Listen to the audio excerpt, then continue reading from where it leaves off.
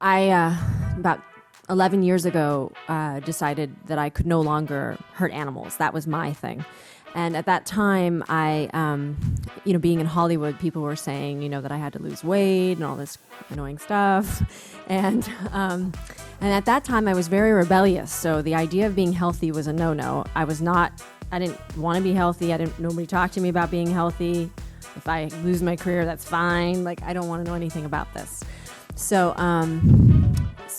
when I made this decision for the animals, it was really, I had no idea if I'd ever have a good meal again.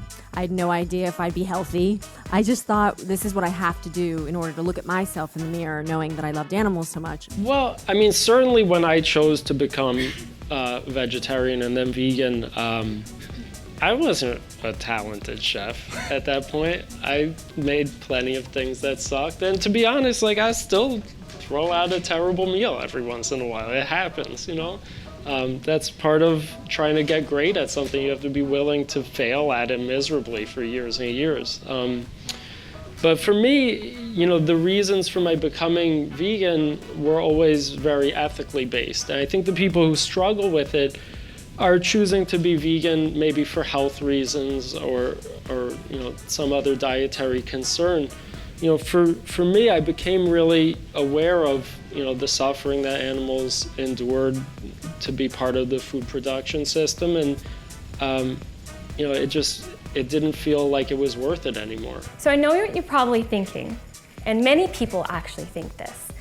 Well, I heard somewhere, whether on Google or from some friend of yours, that it's not necessarily the lifestyle, it's my genes that matter. Maybe you have some disease that runs in your family and you feel like you're destined to get this type of disease. You're gonna get it anyway, so you might as well enjoy life, right? So, do your genes really matter? Well, the evidence say not as much as we once thought. I was extremely arrogant twice in my life, actually. The first time was I got my first food column by walking into an editor's office and saying, "You ought to let me review restaurants for you." And he said, "I already have someone reviewing restaurants for me." And I said, "I'd be better." And he said, "Try it." And then he hired me. So that was, I don't know if I feel great about that, but it worked, and it was 35 years ago, so I'm over it. So excited to be here. It's still winter in New York, so that's one reason, but it's a pleasure to come and meet you. And I do desserts. I've been doing this. I changed my diet 22 years ago. I was working as a traditional pastry chef, and I loved what I was doing. I loved the work, but my allergies and stomach I couldn't take it anymore, so I left. I went into rock and roll management. That's a whole other story. And I changed my diet without thinking vegan. I just said, I read a book called Food and Healing by Anne-Marie Colbin. So I'll give up dairy, but I actually gave up all animal foods. And I'm not the food police. I never say to people, how can you eat that? And this is the right way for everyone, because it isn't. We're a bio-individual. But for me, and I do things either black or white, that's the way I tend to be, it was a miracle. My allergies went away, except for yesterday with all those purpley trees seem to be making my eyes run. But no stomach aches, great allergy. I don't have to think about my weight, ever. My name is Nimai Delgado. I'm the first vegan male professional bodybuilder to compete in the IFBB, which is the world's most prestigious bodybuilding league. And last year I had the privilege of gracing the cover of Muscle and Fitness to become the first ever vegan to promote an alternative lifestyle that not only promotes health and longevity, but also promotes compassion. And I've never had a piece of meat in my entire life. In fact, I can take the stuff we use to manage the internet and I can turn it back on myself, and I can look at things we know, understanding that there's a lot of things we don't know. When we work on infrastructure, you only know the stuff you control, but you're going out across all the stuff that other people control, yet somehow you can still make the results you want. A lot of people think of health as just me, me, me. And I was getting to the point where I was starting to do a little bit of yoga, starting to see the bigger picture of that now that we're if anyone's seen the film Cowspiracy, it goes into this a little bit more. We're 7 billion humans on this planet. When I think of holistic health, I don't think of holistic health as my own body, my own, this physical being. Not only do I think of health as mind, body, But I started thinking more of spiritual health, spirit health, mind, body, spirit, and then taking health into consideration of the entire planet, and then taking health in also consideration of my personal moral compass. I do believe there's a uniform diet we could agree with, the three of us sitting up here. There is a group called True Health Initiative, which is over 400 health and nutrition experts all over the world, very different opinions, who've agreed to come up with a core kind of nutritional philosophy, no matter where they are and what they personally eat at home. And I'll leave it to Jesse to maybe ask a few more questions and I'll share that with it.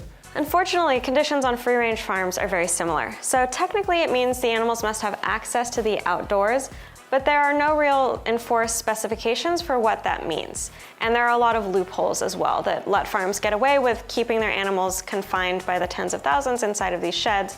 But if there's access to the outdoors, like a tiny little door that opens onto a dirt patch, it can technically count as free range, even if not a single animal ever actually steps foot outside. What if instead of the plaque on our teeth, we're talking about the plaque building up inside of our arteries? Another disease that can be prevented by changing our diet. Okay, now what are the consequences for you and your family? Now we're not talking about scraping tartar anymore.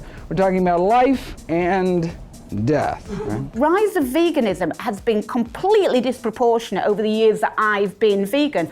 And I will just go back and say to you that when I was hospitalized in my teenage years, my veganism was so alien to medical professions that I was deemed to have an eating disorder purely because I was vegan, and my mum was actually accused of child abuse because she was allowing me to be vegan. Also, Rupert the hamster was the laziest hamster who'd ever lived. I swear, the laziest hamster. With hamsters, you get them wheels, and they run on those wheels. And they're supposed to run for hours and hours and hours. I wouldn't know. I got Rupert a wheel. He tried it once and decided it wasn't for him.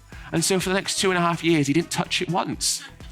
So lazy, right? Couldn't believe it. So looking at Rupert, and I'm thinking there's so much about him that makes him that little individual, that makes him unique. And I thought, well, you know what? Rupert's wonderful. He's not necessarily the most intelligent animal who's ever walked the planet, though. And so if I recognize so much within Rupert, then I must also recognize it in the pigs, the cows, the chickens, the ducks, the geese, the sheep, even the marine animals, of course, who are intellectual and cognitive in their own right as well. And if I recognize so much within Rupert, then to deny it in those other animals would be wrong, of course. And if I wouldn't want anyone to hurt Rupert, then what right do I have to pay for others who are identical in every way to Rupert that matters, to have pain and suffering inflicted upon them for me?